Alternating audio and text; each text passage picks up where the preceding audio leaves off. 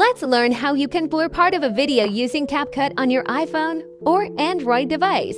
So if you need to blur some specific part of a video, whether it's license plate, a face, some personal information, or similar, then watch this video until the very end, because we're going to show you step by step on how you can do that. The first step that you have to do is to open CapCut and then import the video on which you want to blur a specific part.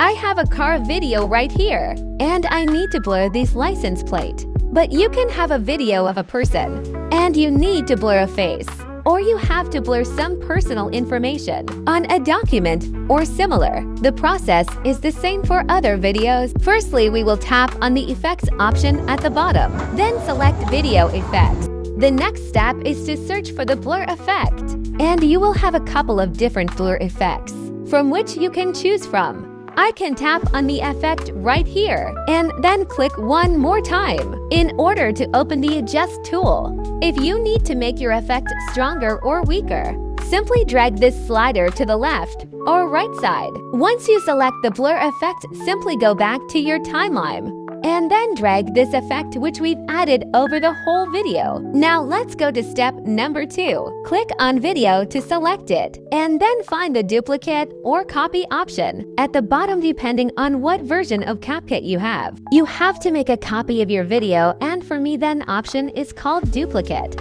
When you copy the video, make sure that it is selected, and now find the overlay button and tap on it. This is going to move our video on the bottom track, and you want to drag the video right below the first video. Step number 3 is to create a mask. We can do that by selecting our bottom video, then scroll this toolbar until you see this mask option. Depending on what we are blurring, we can select a rectangle, a circle, a star, or other shapes which we have here. But since I have to blur the license plate, I'll select a rectangle shape for my blur. When you do that, find the invert button, which should be at the bottom left corner of the screen, and we have a couple more steps and we're finished. You can drag these arrows in order to resize the part which you need. You can make it smaller or bigger, and I'll just put this blur over the license plate. But if your video moves and you need to make your blur follow the part of the video, then we have to add keyframes.